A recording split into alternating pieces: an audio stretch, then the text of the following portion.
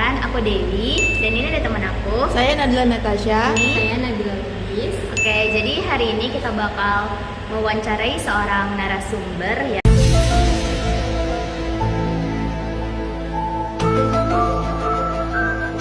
Mengenai efisiensi pasar atau seputar pasar modal, saham dan investasi. Dan di situ bakalan banyak banget hal yang bakal kita bahas dan pasti seru. Oke, jangan di skip.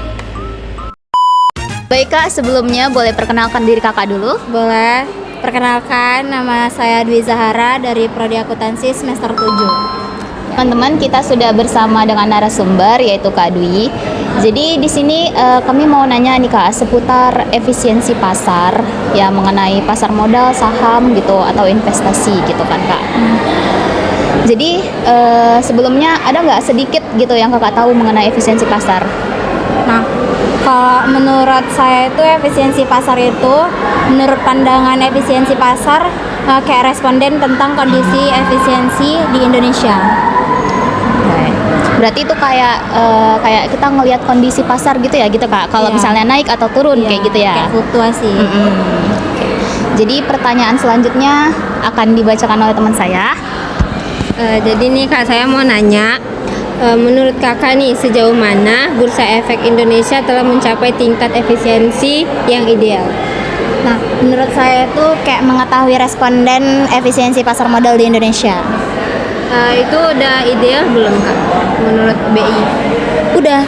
Karena itu kan kayak kalau dilihat dari Bursa Efek Indonesia, orang itu pasti masukkan berita-berita baru ya.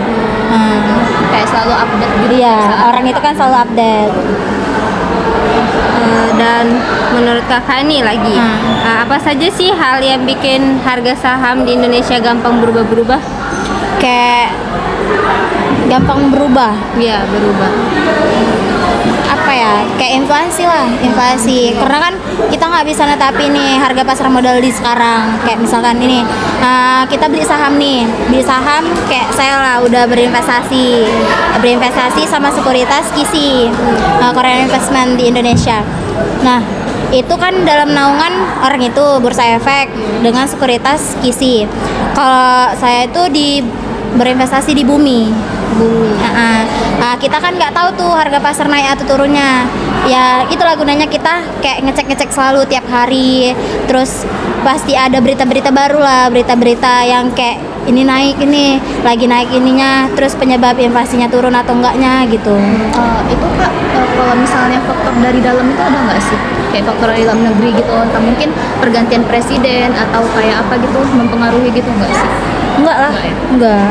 Kalau itu kan nggak ada masalahnya, karena kan kalau udah saham, nggak mesti bermasalah kayak presiden gitu. Kalau misalnya ke Menteri Keuangan gitu berpengaruh nggak sih?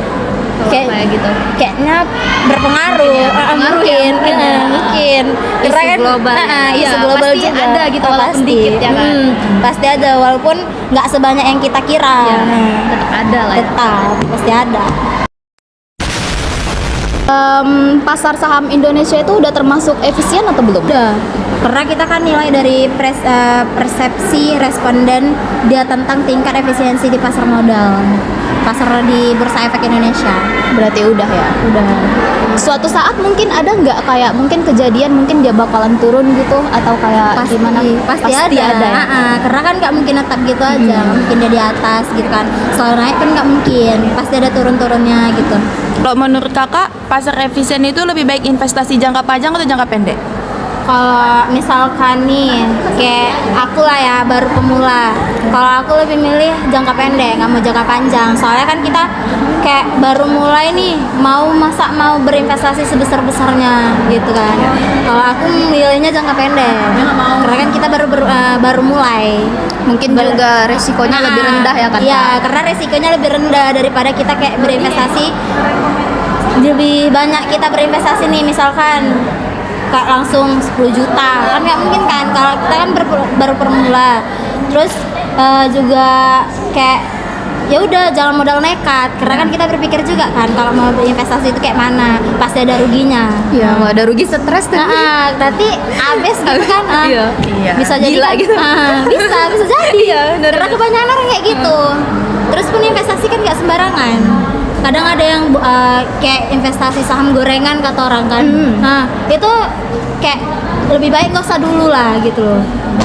Kalau kayak belum ngerti gak usah dulu main gitu loh, harus tahu strategi dulu baru kita boleh main. Tapi jangan memulai main itu di atas, mulai dulu kayak misalkan di 200.000, tas 100.000, Cari aman aja gitu cari ya, aman Kakak. aja dulu walaupun untungnya kecil.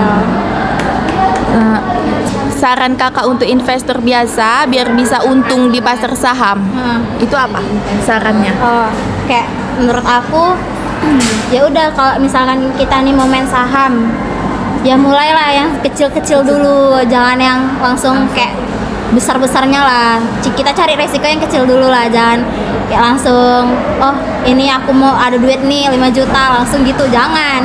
Ya udah mulai aja dulu dari 200.000 walaupun untungnya nggak sebanyak yang kita pikirkan, kayak nggak mesti 50-50 lah, nggak mungkin lah bakalan 50-50, itu nggak mungkin. Dia harus kayak mulai dari awal yang kecil-kecil dulu, jangan langsung ke besar-besar. Oh ya kak.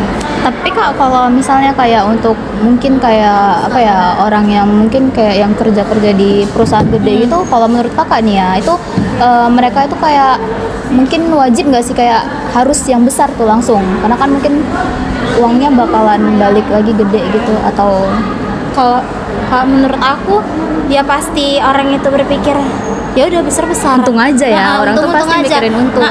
Nggak mikirin ruginya, karena rugi itu belakangan. Iya sih. Kalau di situ orang itu rugi belakangan. Kalau kayak kita lah mahasiswa, pasti yang diutamakan itu kan keuntungan, tapi ruginya kecil. Iya. Itu walaupun untungnya kayak cuma 50.000, 30.000, yang penting untung kan. Iya. Kalau bagi mahasiswa pasti kayak gitu. Tapi kalau kayak perusahaan-perusahaan itu kan orang itu bukan dia yang ngeluarin duitnya. Iya. Jadi ya udah rugi nanti belakangan gitu loh. Terus pun kayak ngejualnya tuh nggak lagi naik-naiknya ini, lagi naik misalkan berapa persen, nggak langsung jual, nggak mungkin langsung jual, karena kita kan kayak perusahaan itu pasti udah jangka panjang, nggak jangka pendek. Itu dia bedanya. Kalau kita kan ngambilnya yang mula-mula nih jangka pendek dulu, baru jangka panjang. Kalau memang udah yakin, udah pasti, udah apa, barulah jangka panjang dimulai coba-coba. Terima kasih atas waktu dan jawabannya. Sekian dari kami. Assalamualaikum warahmatullahi wabarakatuh.